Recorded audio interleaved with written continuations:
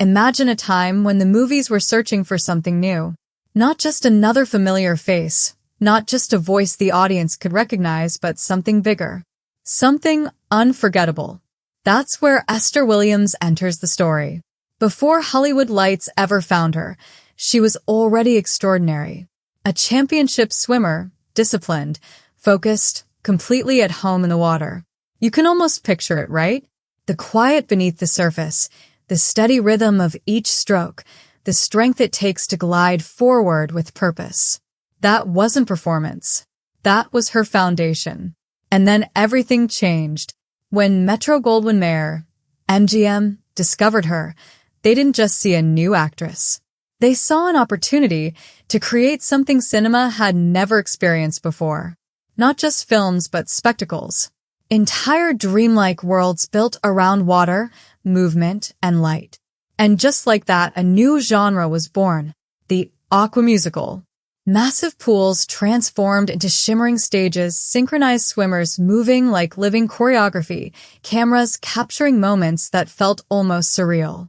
And at the center of it all was Esther Williams, effortless, radiant, and completely in command. She wasn't just performing. She was redefining what performance could look like. But pause for a second and think about what it took to make that illusion feel so seamless. Every graceful movement demanded control. Every smile, carefully held, even as she stayed afloat under intense studio lights. What audiences saw as beauty and ease was, in reality, built on years of discipline and relentless practice. That's what makes her story so powerful. It wasn't luck. It wasn't just timing. It was the merging of talent and effort, of natural ability and unwavering dedication. She took the mindset of an athlete and elevated it into an art form. Every dive, every spin, every perfectly timed moment in those water ballets was earned through persistence. And audiences felt it. They believed it. They were transported by it. She turned a swimming pool into a stage and somehow made it feel like magic.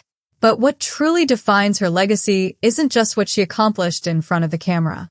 It's what she did when the spotlight began to shift. Because she didn't disappear. She reinvented herself. Esther Williams stepped into a new role, not just as a performer, but as a businesswoman, an author, and a pioneer of a more joyful approach to fitness. She championed movement not as punishment, but as celebration. Not as pressure, but as freedom. And that feels remarkably modern. She understood something many people take years to learn, that identity doesn't have to be fixed. That one chapter doesn't define the whole story. That reinvention isn't failure, it's growth. So when we talk about Esther Williams today, we're not just remembering a star from a golden era of Hollywood.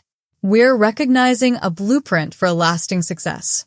An athlete who became an artist who became an entrepreneur. A woman who, no matter the current, always knew how to stay afloat. And maybe that's why her story still resonates so deeply. Because at its heart, it's not just about fame or film.